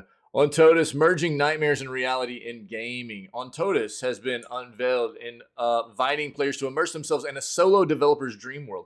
This unique horror game, born from late night dreams and scribbled ideas, was sparked in 2015.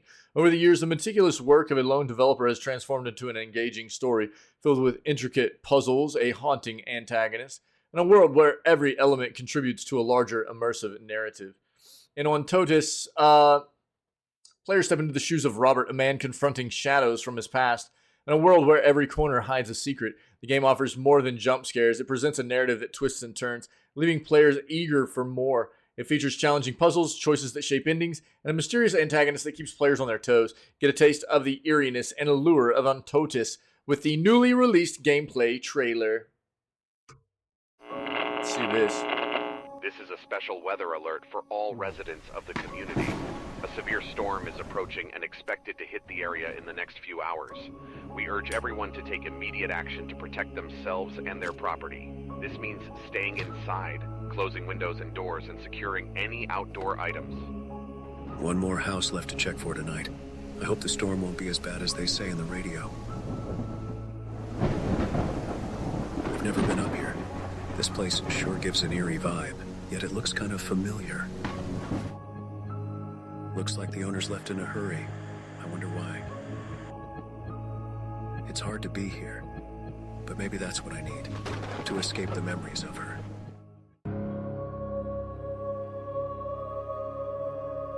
What in the world is going on?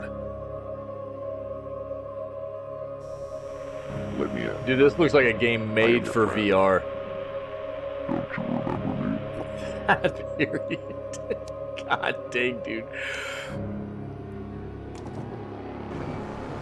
He's always watching. It won't let me go. This could be a terrifying VR experience, dude. Jesus. Am I hallucinating? The moment has come to confront reality. Is that Akuma? What is this thing? I can't move.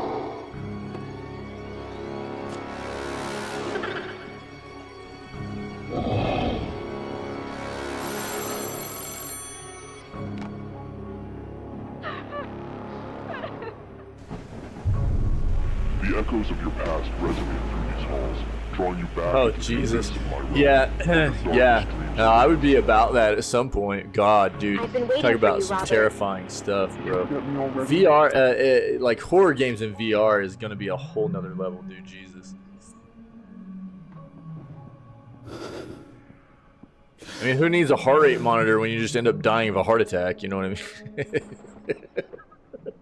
mean? Yeah. I should probably start looking at what I can do about incorporating a heart rate monitor for this Scaretober, though. So, highly anticipated Ontotus is set to release on Steam on the 6th of October. Mark your calendars, be ready to embark on a roller coaster of emotions. Ontotus, huh? Let's annotate this. Here, there's the link to this article. I'll pull it up on Steam real quick.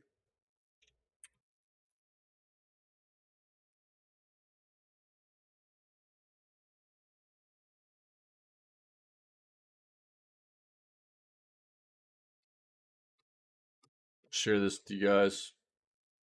Damage number in games. Well, that's what I'm saying. I'll probably just die straight away. So damage threshold exceeded, dude.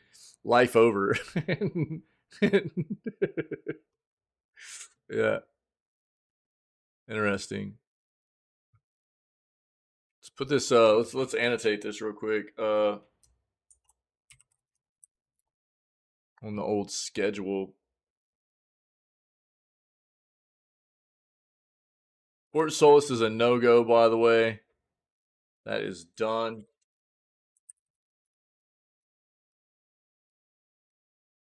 Apparently that game is terrible. Did it say 7th or 6th? We'll put 6 on here. I think that's what they said.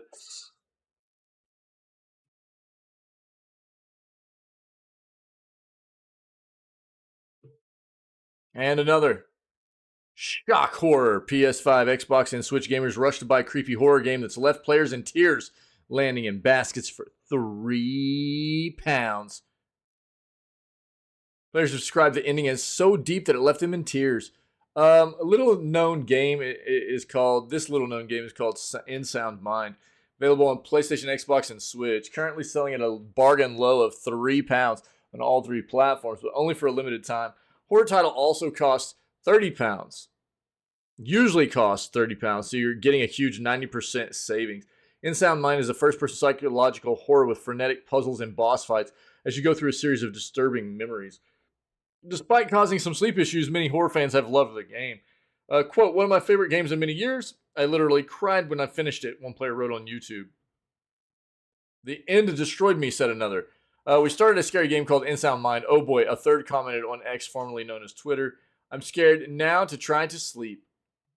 This deal is due to end on Wednesday, August 30th for PS5 owners. On Xbox and Switch, it ends today, August 28th, so move fast. Buy the game from the links below. I'll link it for you guys. Let's take a look.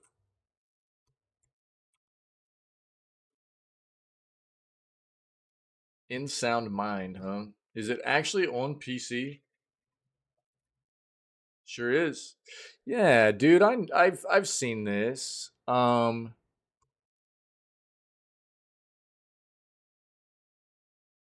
Came out. It's overwhelmingly positive, 95%, dude. Release date was September 28th of 2021. This might be one for us to add as well. Take a look.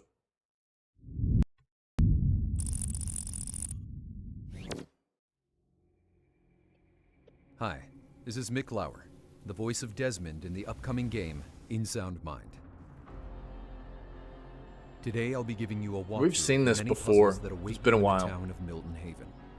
In Sound Mind is a psychological horror experience, focusing on old-school fun horror gameplay.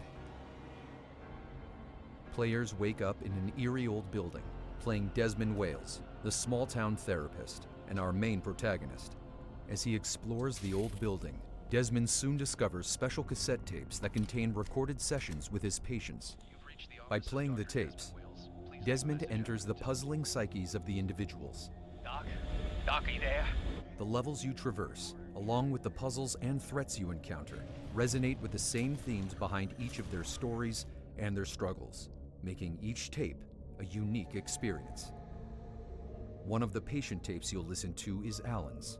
Alan worked as the town's lighthouse keeper. He describes his fear of the dark to Desmond in one of their sessions, which shapes Alan's monster, the Shade. Good night, While dude. Alan was comforted by light, the Shade fears it.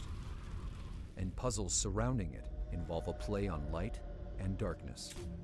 When left uninterrupted in the darkness, the Shade appears as a giant living pit chasing you, swallowing everything in its way, from crates to entire cars and trees. In this dark, open area, on the beach, in the nearby forest, or at the lighthouse, threats can be anywhere, lurking in the shadows. Desmond must use the environment, his flashlight or flare gun to subdue the darkness, to learn more about Alan's tragic story, and finally get through the tape. We're excited to be showing a glimpse of Lucas's tape. Lucas is a veteran who served as an experienced radio man in the war. He tells the story of the war, how radio practice and marksmanship shaped his life, decades later leading him all the way to small-town Milton Haven. His monster is the Flash, a 12-foot-tall walking War of the radio Worlds tower or what? equipped with a deadly long-range sniper rifle. Desmond will have to cover much terrain as the Flash dwells in the forest surrounding the town, and through the use of a special radio device. Desmond must uncover encoded messages in the frequencies and night sky that help him understand what has happened to the town and get him through the tape. Is there anybody out there? Hello? This is just a taste of the different types of environments and puzzles In Sound Mind has to offer. Each area and puzzle bring to life the unique story of each individual with their own unique gameplay mechanics. You will have to navigate the psyche of your former patients, and eventually, even your own. Will you be able to uncover the truth that links them all together? Nice. Yeah, dude. I'd kind of forgotten about this one. I need to add that one in there too. Let's see. Hey, stop it. Here, I'll link this for you guys. 75 on Metacritic, but the user reviews are quite a bit better. So probably somewhere average between there. 95 all time, 93 recent. So a 9.3 to a 9.5, and then 7.5 on Metacritic. Somewhere, probably somewhere experience-wise between there for you guys if you're interested. Let's go back to the schedule real quick.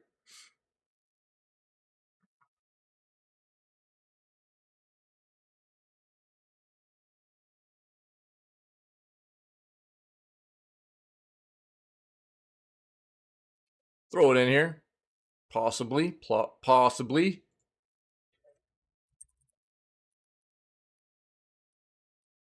See how many of them we get in. You know?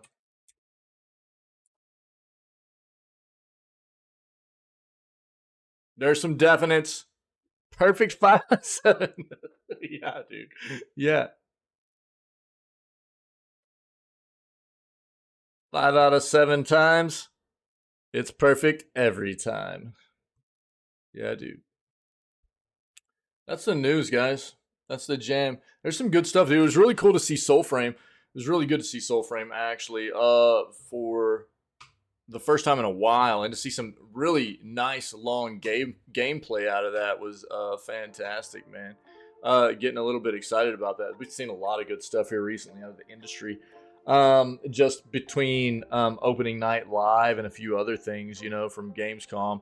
So it's good stuff. We're going to go play some Blasphemous 2, dude. Yeah, that's the jam. We're going to go play Blasphemous 2 for the rest of the day. So that's coming up in just a moment. But if anybody's been able to come hang out with us today for our video gaming news segment, then live, or maybe if anybody's getting to check this out later on as a VOD on the YouTube channel or the Twitch channel, this is the way we start off all of our streams, man. We're live 6 days a week. Normally, this coming week's going to be a bit wonky because I'm taking the weekend off to spend end of summer kind of stuff with the family. So schedule's going to be a bit off, just so everybody knows. I will stream on Wednesday, which is my usual day off. I'm going to stream on Wednesday, and then the stream will be down Saturday, Sunday, and Monday, having a bit of some time off to spend with the family for the end of summer. So, but normally we do 6 days a week. Wednesdays are usually off. We go 6 a.m. CST CDT, which would be 4 a.m. Pacific or 7 a.m. Eastern North American times. We always start off with video gaming news before we segue into our gameplay for the rest of the day, which is what we're about to do right now with Blasphemous 2. But all of that content is always up on the Twitch page, the YouTube channel, and as well as all of our playthroughs we've done. Playthroughs that we do are always put into playlists from episode to episode each day that we do each gameplay segment of the playthroughs that we've completed, and they're put into playlists between segmented between each individual playthrough that we've done, as well as crazy, wild, fun clips and highlights that we've ended up accumulating over the past couple of years of being live, just from the fun stuff that happens here in the channel. So check out all that content, man. If you're enjoying it, then come hang out with us when we go live. We're always looking for more cool individuals that enjoy video games to come be a part of what we do, man. Other than that, stay healthy, stay safe, be kind to one another, cool. And we will do video gaming news again tomorrow. Check everybody out for that on August 29th, okay?